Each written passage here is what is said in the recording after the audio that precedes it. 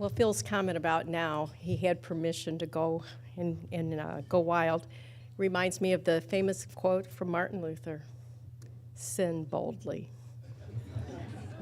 Grace does abound, fortunately." So, well, it really is my privilege tonight to briefly welcome you to Michigan State University. I'm delighted that so many of you could be here. I know that this is going to be a wonderful couple of days and has already begun in that spirit.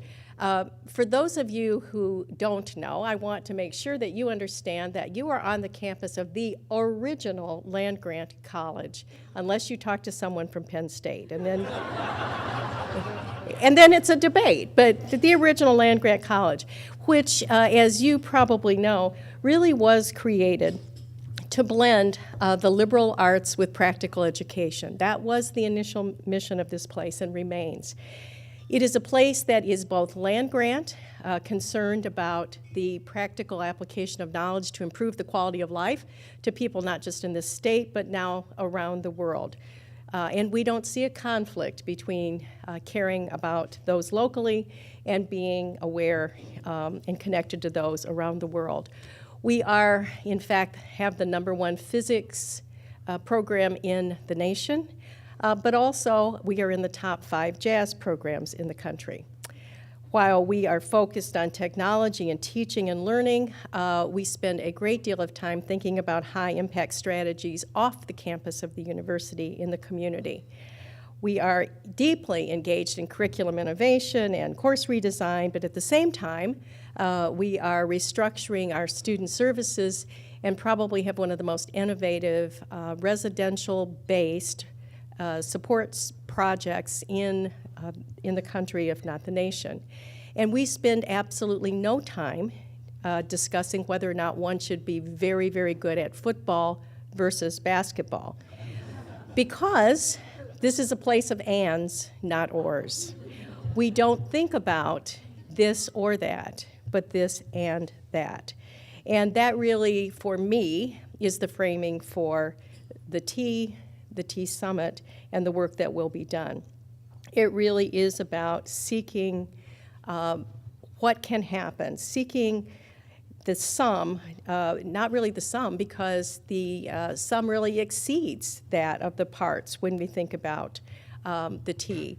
And it is, as I described, what makes this place one of the top 100 universities in the world, and again, what I believe helps to inform our conversation about T-shaped individuals. It is about thinking of our students who have individually very deep disciplinary knowledge and yet those collaboration and team abilities. Students who understand at least one system very, very well and yet have the ability to communicate interculturally across social, economic, and scientific boundaries. One of the key dimensions, we think, in developing students who represent these T-shaped individuals is, first of all, helping them understand why it matters and then how to do it, because it's both. It's and, not or. So it is with this and spirit that we welcome all of you tonight, because we understand that this work is not about just the university, but it is about our partners. And so those of you in this room tonight represent those partners. Together, and higher education, the community, business, and industry, we need to work together for our mutual goal of preparing the next generation of talent. Individuals who go well beyond their ability to do a job, but can contribute to the organization and our society because they have the abilities to innovate and create and navigate. So together, especially in the next couple of days, we have the work of continuing to define those competencies that really help us know what we expect our learners to demonstrate. Together, we have to continue to consider what kinds of experiences and opportunities actually promote the development of those competencies. Together, we have to create ways that provide and guide and mentor those opportunities.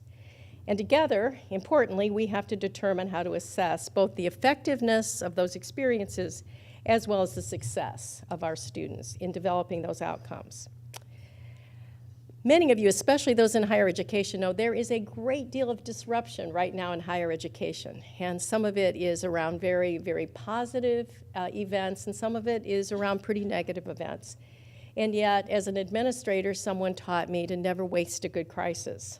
And so I see, and many of you do, the great opportunity over these next few years in using this disruption in very positive ways so that we have more conversations about different types of methods and means, and certainly partnerships.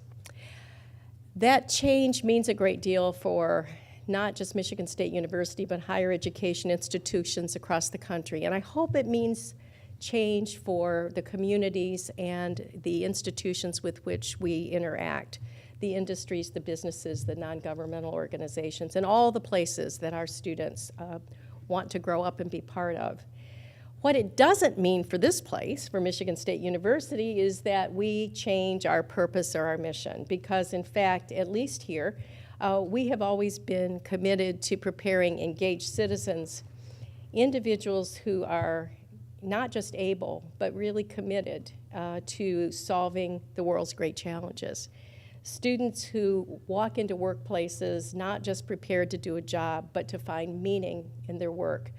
Students who want to contribute and who want to make a difference. And we know we can't do that alone. We know that it can't happen within the confines of the campus. We've always understood that being prepared in that way to do this kind of work would require more than a colored map and 50-minute lectures and Cliff Notes. We've understood that it really meant that we needed to be connected to those where our students would be, that the world of work and the partners with whom we engage were not just, in fact, a destination for our students, but were really walking alongside us in the educational process of preparing our students. So tonight, as we launch this conference, I want to thank you, partners, but I want to thank you as partners in the educational process. Thank you for being part of what we do each day for students.